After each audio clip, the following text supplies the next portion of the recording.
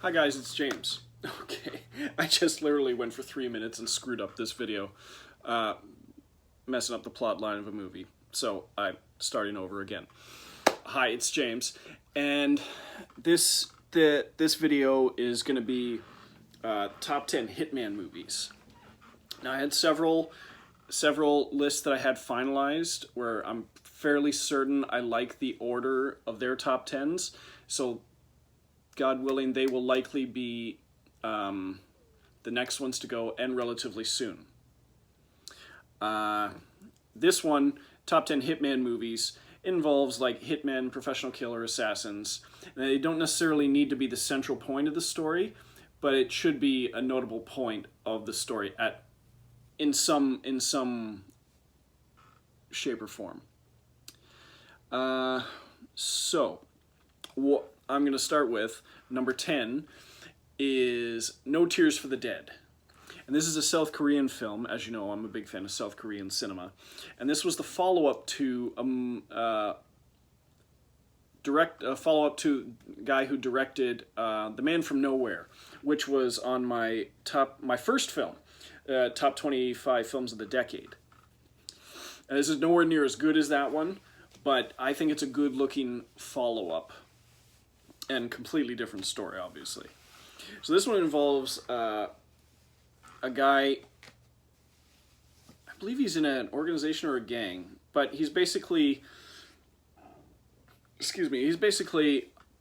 hired to take down a bunch of people at this deal that's going down at a restaurant. He's at the restaurant, and he sort of strikes up a conversation with a little girl. And then he leaves, goes and takes all of these guys out, guns them all down, as he was supposed to do. And then he hears a noise behind a door and shoots through the door. Well, it turns out that the little girl had followed him, so he inadvertently killed the little girl. This kind of wrecks him. He starts drinking and whatnot. And then his friend, who's also in the outfit with him, says, you need to go to where her mother is, and you need to take her out. She tie up these loose ends. She works at a risk management firm. You need to take her out. So he sort of tracks her, follows her, gets into her life, and he ends up making contact with her, but not face to face. So he's following her, and she's in contact with someone on the phone, and he's very reluctant because he's supposed to kill this woman, but he accidentally killed her daughter. So he wants to make amends for what he did, but he's also supposed to kill her to erase any trail, I guess. So it's a very well done movie. As I said, not nearly as good as Man from Nowhere, but when one movie is so strong, the follow-up can't always measure up. You have to take it for what it is. And I've only ever watched it once, and I do plan on watching it again soon. Just I have to look at it in a light that's not. I have to not let it be in the shadow of the more superior movie, the movie I like more. So that's No Tears for the Dead. Okay, number nine. Number 9 is a Jim Jarmusch film, and no, it's not Ghost Dog Way of the Samurai, because I was going with hidden gems, little lesser known Hitman movies, and I believe that one is far more well known than this one, because I think most people, when they talk about Jim Jarmusch films, most of the people who are familiar with him have seen Ghost Dog Way of the Samurai. Great, awesome Forrest Whitaker Hitman film. This one's a little lesser known, and it's called The Limits of Control. And it stars, let me see, bear with me. The star of the film is a French actor who was in Ghost Dog Way of the Samurai. Isaac de Bancole, I believe. And, I mean, Tilda Swinton's in there somewhere. John Hurt's in there somewhere. Just sort of like, not exact, a little more than a cameo, but like he has contact with Tilda Swinton, he has contact with John Hurt, and Gael Garcia Bernal is in there. Bill Murray is in there. I won't say where. But basically, this hitman, his character's name, well, okay, he's just called the Lone Man. He's hired to take out this businessman called the American. And he basically goes from place to place, meeting contact and contact, and they each give him this matchbox, which has like a little coded message in it, and he sees the coded message, a little piece of paper, and then he eats it, because I guess it's edible. And he goes on from place to place to place until he gets to his destination. And it's not by any means an exciting movie, but it's just one of those that I don't know that I was that... I only watched it the one time, and I don't know that I was that impressed with it the first time I watched it, but it's a beautifully shot movie. Very subdued, so a lot like The American, the George Clooney movie, Hitman movie. Very subdued, very quiet movie, but very beautifully shot. And it just stuck with me over the years. And then I go back to watch it a second time, and my DVD no longer works. It's like, oh, great. So I'll find it online somewhere, and I'll watch it again. But it just stuck with me. So it's worth seeking it out. The Limits of Control. Number eight is a film directed by and starring Robert Duvall, who's directed a few movies in his career.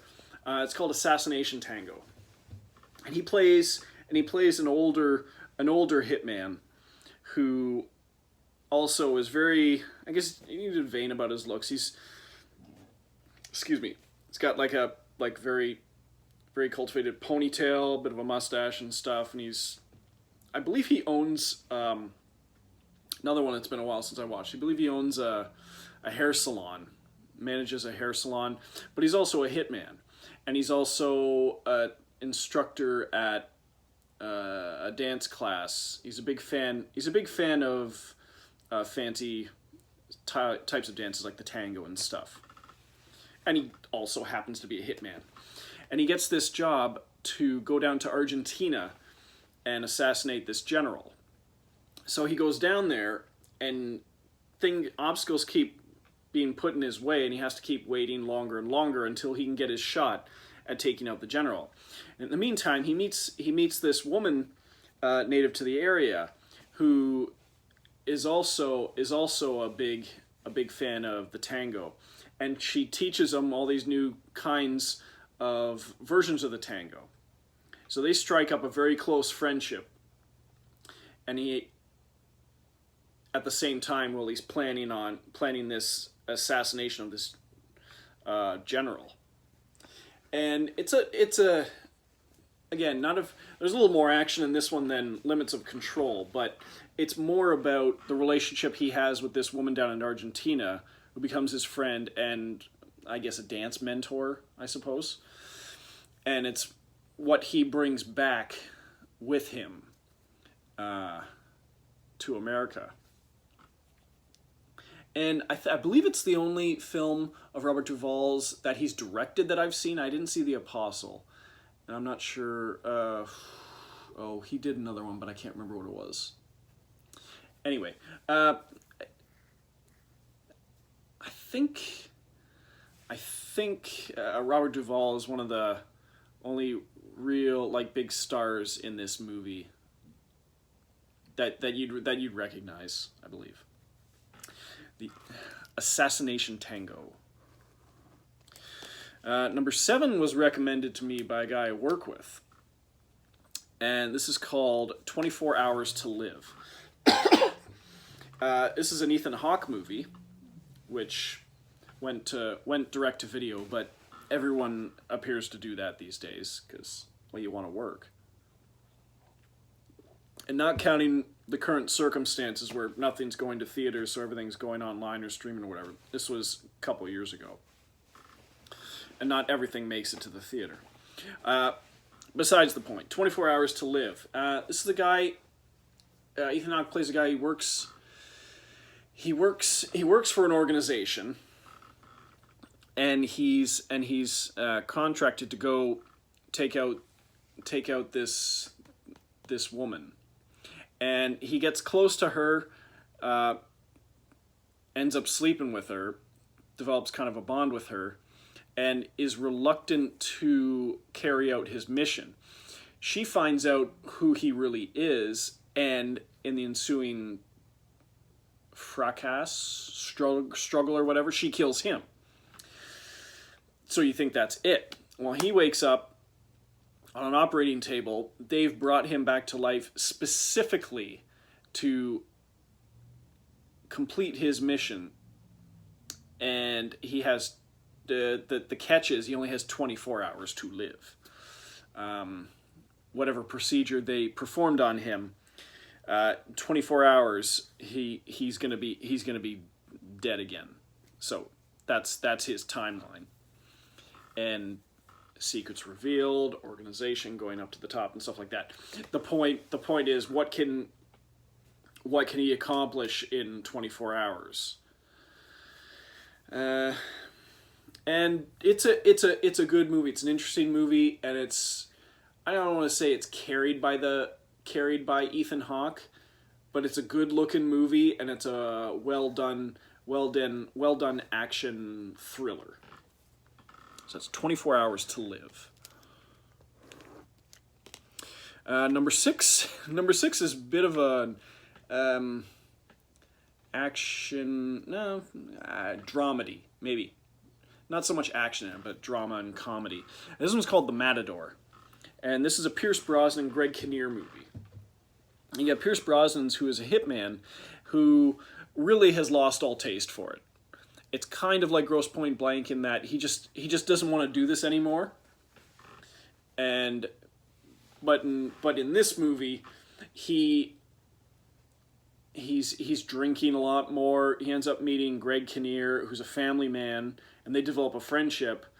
And Greg Kinnear's character ends up finding out what he does, and is sort of like a reluctant helper to him. He wants to help him. Pierce Brosnan's character wants to get to the top of his organization and take out the guy, his boss, so that he can get out of the life without any repercussions.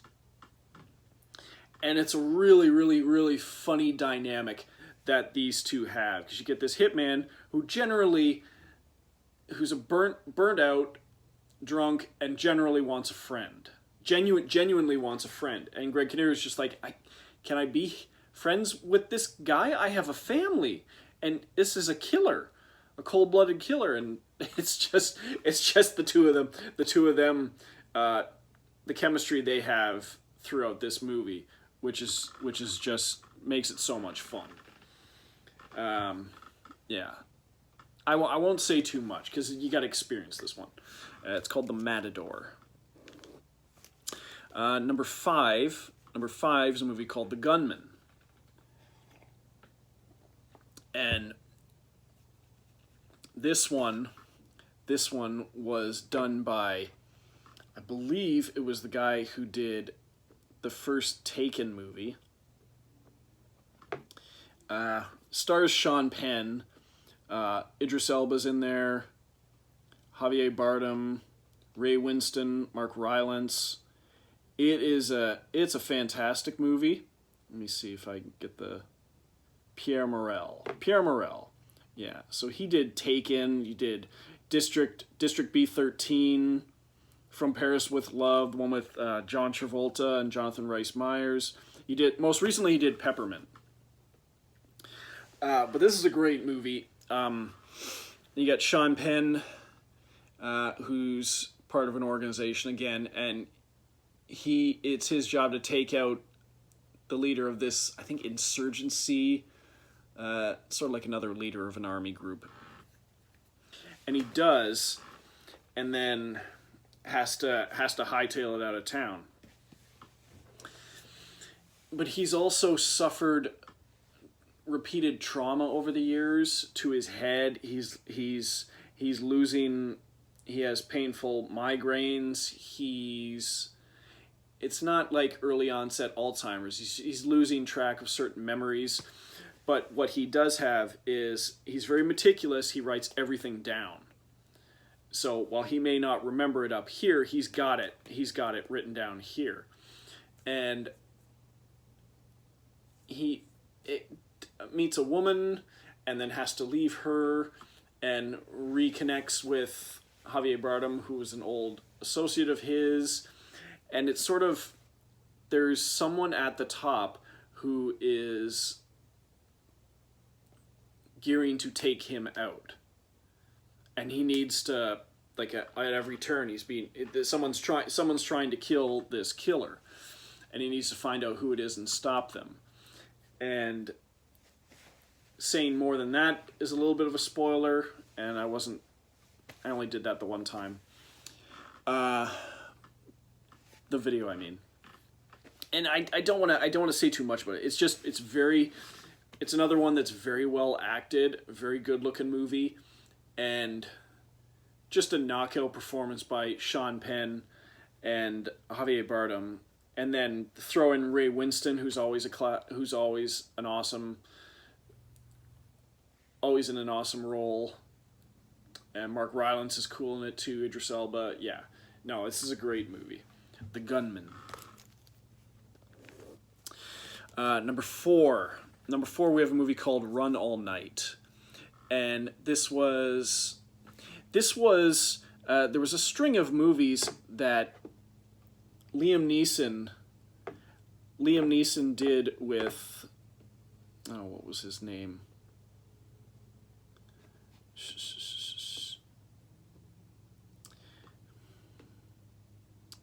Let me see. He did one called Non-Stop.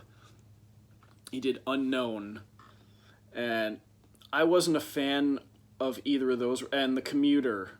Commuter's good, but I wasn't. It was the same director, and Jaume Collet-Serra. I guess I apologize if I kind of butchered that pronunciation of his name. The Commuter. He did The Shallows, Non-Stop, Unknown, Orphan, House of Wax, and he's hit and miss in my opinion. But when he got to Run All Night, another one he knocked out of the park. So you get Liam Neeson playing a hitman there's a cop played by Vincent D'Onofrio who's been after him for years. And I believe he's nicknamed by the cops the Gravedigger. And it's been a little while since I watched it, but it's the nickname they gave him. They haven't been able to catch him, prove that he killed anybody, but he's been after him all this time.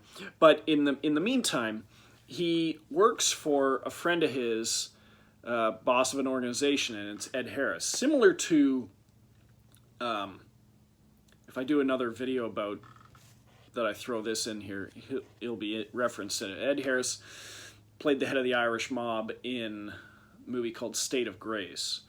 And in this one, he plays the head of another organized crime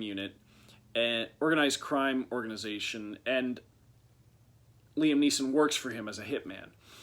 Well, on one job, he ends up, Ed Harris's kid is also in the organization, and he jeopardizes some mission, and he nearly kills Liam Neeson's son. So to protect his own son, he kills Ed Harris's son. And has to go on the run with his son, played by Joel Kinnaman. And he basically has killed the son of his best friend and boss. And whether or not he was justified, he's going to die for it. The boss is going to come after him with everything he has, and he has to run all night, basically. So, but the movie is top-notch acting. I hate having to say it's a good-looking movie, but a poorly shot movie can still be saved by writing and acting. But when you have a great-looking movie and it's got great acting, and in this case, for this particular movie, great music. The soundtrack of this one, done by Junkie XL, also known as Tom Holkenborg, who did one of the best movie scores I've ever seen in a movie, which was Black Mass. He also did the score for this, and it's a great theme that runs throughout the movie, and especially at the end. So yeah, Run All Night. Highly recommend that one. Number 3, I've got another direct-to-video that almost no one's heard of. I know I've talked about it on the Movie Madhouse podcast. It's called The Prince. And this is basically, it's got Jason Patric, Bruce Willis, John Cusack. I believe his name is Rain. He was the star. He was the star of that movie, Ninja Assassin. Excuse me. And it's basically, you've got flashbacks to Bruce Willis's character witnessing his wife and daughter blown up in a car. You don't know what that's all about. And it cuts to Jason Patric, who's video chatting with his daughter. He works as a mechanic in a garage, and she's away at college. And they're chatting, blah, blah, blah. Things are going great. And then he ends up calling her back, and she looks really tired. I guess it's a few days later, and disheveled, whatever, and like, oh yeah, I'll talk to you later soon, yeah, whatever, I was just out too late. And this worries him. So he ends up trying to call her back, and a guy answers, not his daughter. And he basically has to drive to find out what's going on. And as it turns, and like he keeps getting the runaround on where's his daughter? Where's his daughter? Oh, she's gone down to this town or whatever. And he goes back to a town he thought he'd never go back to, and it's slowly revealed that years ago he was this legendary hitman who had carved out his own territory in this town, and he was only known as the Prince. Great monologue by John Cusack later, 3/4 of the way through the movie. And it turns out that he was a hitman, and he was trying to kill Bruce Willis's character, who's some mob boss, and he ends up killing his daughter instead because he sent the girl, daughter and mother, whatever, I think it's just his daughter, send the girl ahead in his car, and that's what the car bomb blew up. So I'll stop there.